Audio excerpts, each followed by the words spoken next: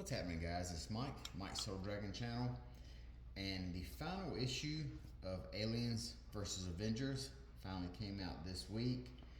And I, as someone who waits till all their miniseries are complete before I read them, I was really glad that issue 4 was finally out.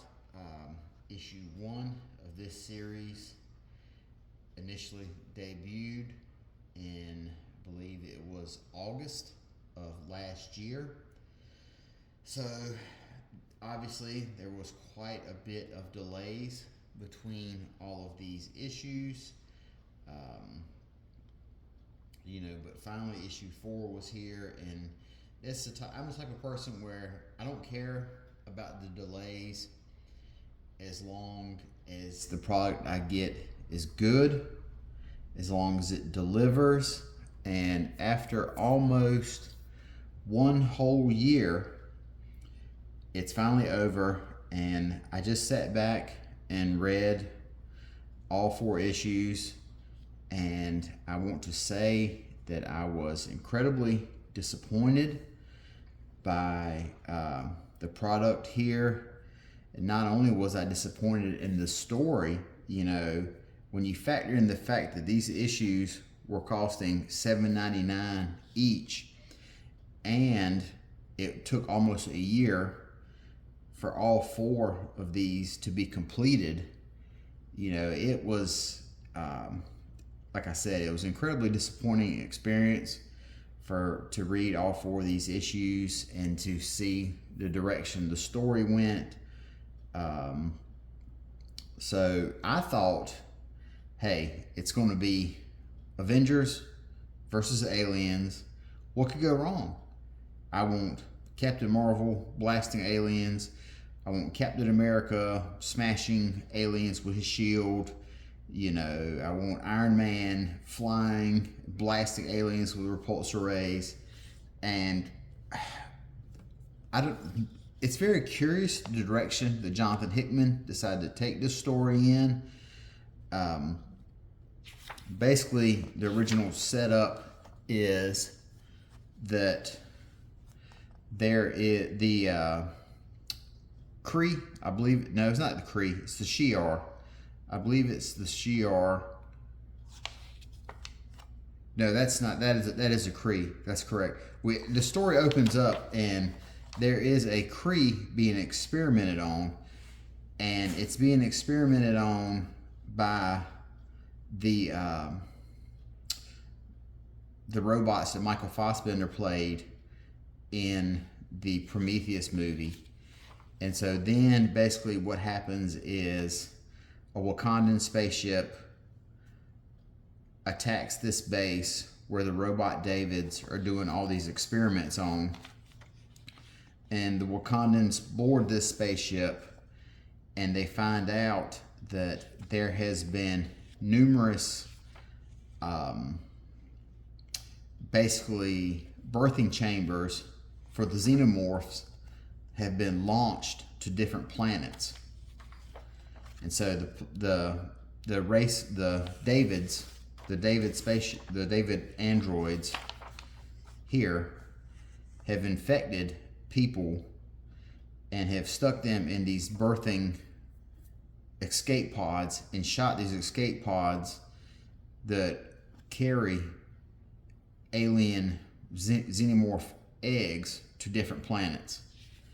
So now that would not terribly be much of a problem, except there is a considerable amount of time difference between this area, the David robots, and the Wakandans are where the Wakandans intercepted these David robots doing these experiments, and the rest of the world, or the rest of the galaxy, or whatever.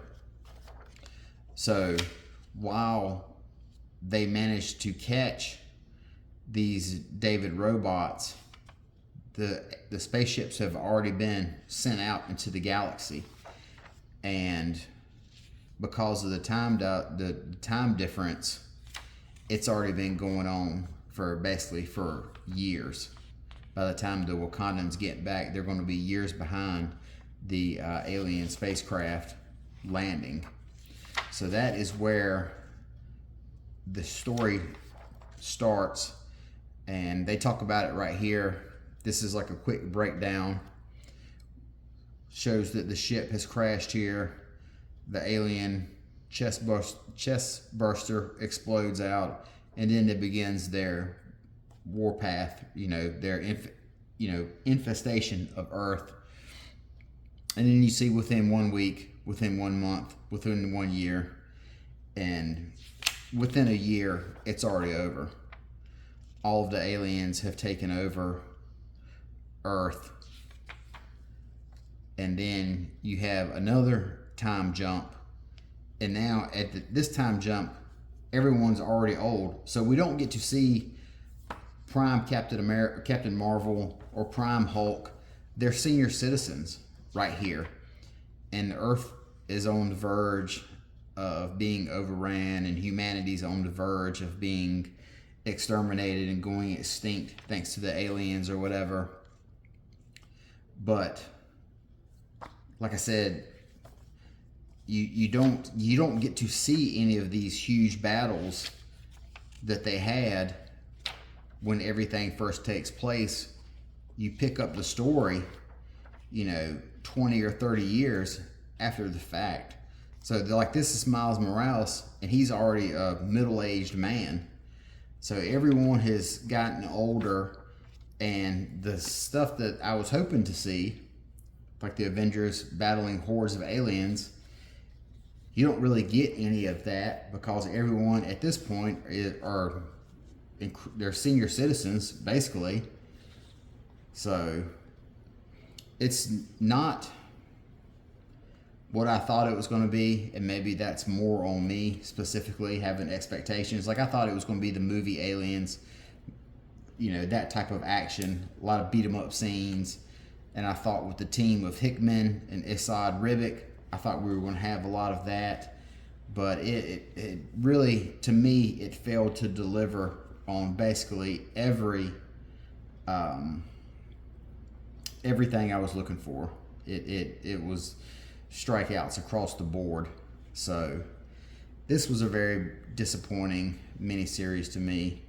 I would say I could only recommend this to people who are hardcore. If you are a hardcore fan of the Aliens franchise, or Prometheus with the engineers and the Davids as the Michael Fassbender robots, probably this would be something you would be interested in, because the engineers and the David robots do play a pretty big part towards the issue 3 and 4 of this miniseries. But it is severely lacking in a lot of action.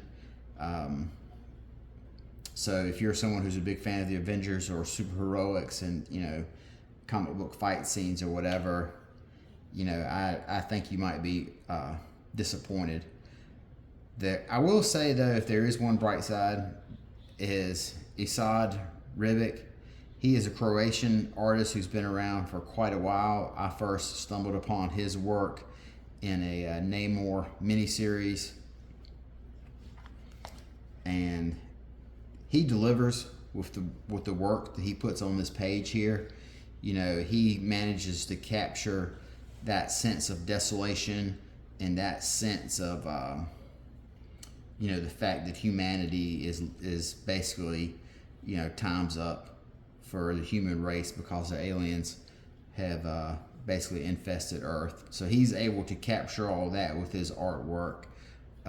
So if you're a fan of his, you'll definitely be able to, that'll be something that you'll enjoy. But outside of that, I just got to say, I didn't really like this miniseries very much. And if you're a completionist for Aliens, that would probably be the only reason to pick it up. Outside of that, I would give this it's surprising to say that a miniseries that features Aliens versus Avengers is a dud, and I don't recommend it. But yet here we are. So till next time, you guys take care. Talk to you later. Bye bye.